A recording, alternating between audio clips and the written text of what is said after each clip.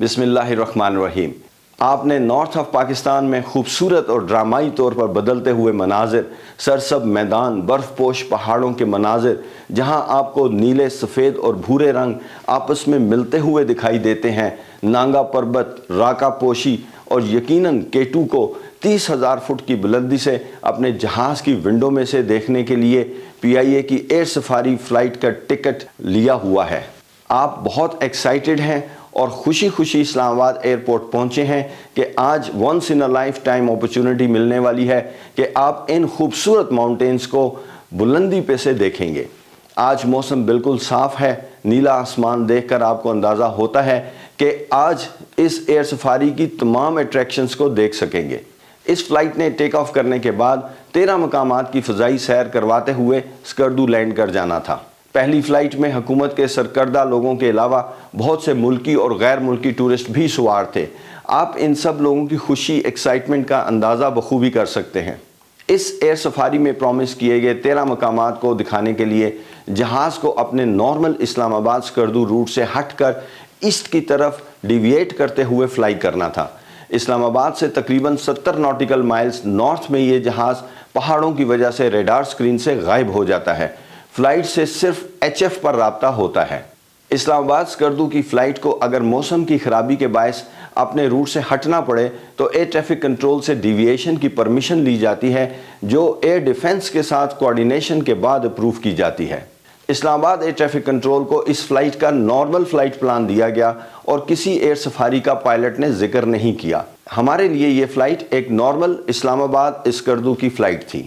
اس flight نے year born ہونے کے بعد HF پر اسکردو کو اپنا ایسٹیمیٹڈ ٹائم آف ارائیول بتایا، جو کہ معمول سے زیادہ فلائنگ ٹائم کا تھا۔ یہ کوئی ایسی غیر معمولی بات نہیں تھی کیونکہ موسم خراب ہونے کے باعث ایسی ڈیلے ہو جاتی ہے۔ یہ جہاز اپنے بتائے ہوئے وقت پر اسکردو لینڈ کر گیا۔ اصل کہانی اب شروع ہوتی ہے۔ ہمیں اگلے 2-3 روز میں انڈیا کی طرف سے ایک وائلیشن اور کیوری رپورٹ آئی۔ ایک جہاز جس نے اسلام آباد سے اسکردو کے لیے ٹیک آف کیا تھا، وہ انڈین بارڈر کے بہت قریب فلائی کرتا رہا تھا، جس کی کوئی اطلاع نہیں تھی۔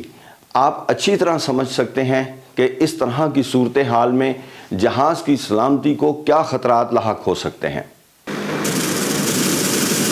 میں چونکہ اسلام آباد ایئر ٹریفک کنٹرول کا ہیڈ تھا اور چیف آپریشنز آفیسر کے طور پر کام کر رہا تھا، یہ رپورٹ میرے پاس انویسٹیگیشن کے لیے آئی۔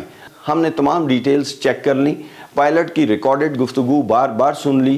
انویسٹیگیشنز کے نتیجے میں ملنے والی انفارمیشن کے تحت یہ واضح تھا کہ PIA نے ایئر سفاری کی ہے۔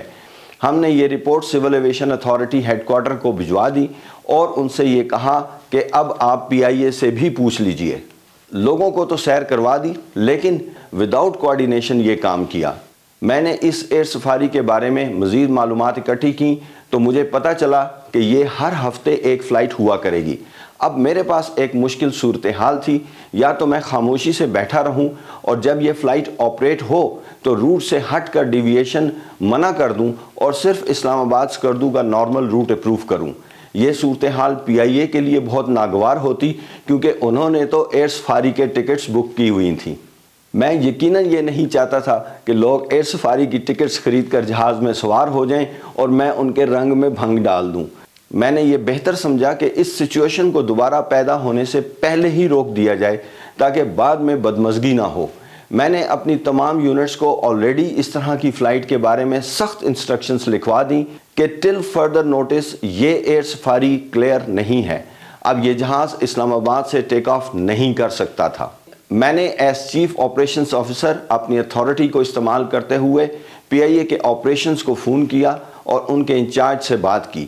میں نے اسے ریکارڈڈ لائن پر یہ لکھوا دیا کہ headquarter civil aviation authority کی پرمیشن کے بغیر ایئر سفاری کلیئر نہیں ہے۔ اب PIA میں ہلچل مچ گئی۔ لوگ آلریڈی اس فلائٹ کو بک کر چکے تھے اور PIA یہ فلائٹ آپریٹ نہیں کر سکتی تھی میری پرمیشن کے بغیر۔ PIA نے ایک سلوشن نکالا۔ انہوں نے پاکستان ایئر فورس سے ایک ایئر وائس مارشل، جو کہ ان دنوں PIA کے ساتھ ایک اہم عہدے پر ان کے ہیڈ کوارٹر میں تھے، ان کو کوارڈینیشن کے لیے کہا۔ انہوں نے پاکستان ایئر فورس میں یہ کوارڈینیشن کر لی۔ انہیں وہاں سے یہ اپروول تو مل گئی، لیکن ساتھ ہی ان کو کہہ دیا گیا کہ چیف آپریشنز آفیسر اسلام آباد سے پرمیشن لے لیں۔ میں نے ان AVM صاحب کے ساتھ ایک ٹریننگ جو کہ برٹش ایئر ویز نے کروائی تھی کر چکا تھا. ماشاءاللہ بہت زبردست اور انرجیٹک شخصیت کے مالک تھے اور ہماری بڑی اچھی سلام دعا بھی ہے. میں اپنے آفس میں تھا, مجھے ان کی ٹیلی فون کال آئی. خیریت دریافت کرنے کے بعد انہوں نے مجھے کہا کہ اس طرح سے PIA کی ایک فلائٹ آپریٹ ہونی ہے. میں نے پاکستان ایئر فورس سے کوارڈینیشن کر لی ہے. They have no objection. تو آپ بھی کائنڈلی ذرا ایئر ٹریفک کنٹرول کو بتا دیں کہ اسے کلیئر کر دیں. میں نے انہیں غور سے سنا اور کہا سر میں آپ سے جان پہچان ہونے کی وجہ سے آپ کو ایک مشورہ دینا چاہتا ہوں. آپ PIA کو کہیں کہ اس فلائٹ کی permission civil aviation headquarter Karachi سے لے لیں تو یہ فلائٹ کلیئر ہوگی, ورنہ نہیں. کیونکہ اس فلائٹ کی پرمیشن حاصل کرنے کے لیے PIA کو international civil aviation authority ICAO coordination procedures کے تحت کوئی 15 کے قریب ریکوائرمنٹس فلفل کرنی تھیں, جس میں route, level, fuel, safety equipment on board, pilots کی ریٹنگ, انڈیا سے پرمیشن, پاکستان ایئر سپیس کی پرمیشن اور انشورنس وغیرہ وغیرہ وغیرہ شامل ہیں. تو آپ یہ بھاری بوجھ کیوں اٹھانا چاہتے ہیں؟ میں تو اپنے اینڈ پر اپنی کیپیسٹی میں یہ اپروول نہیں دے سکتا.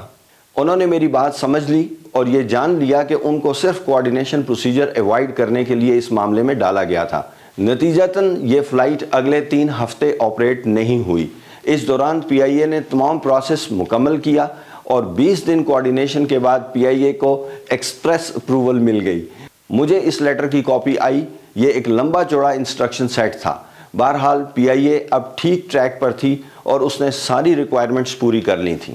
مجھے یقین ہے کہ آج کی ویڈیو آپ کے لیے بہت ایکسائٹنگ اور انٹرسٹنگ ثابت ہوئی ہوگی. میرے چینل کو ضرور سبسکرائب کیجئے. اس ویڈیو کو اگر ہو سکے تو لائک اور شیئر کیجئے. آپ کا سفر بخیر ہو. Have a very safe journey. Next video تک کے لیے اجازت چاہتا ہوں. اللہ حافظ.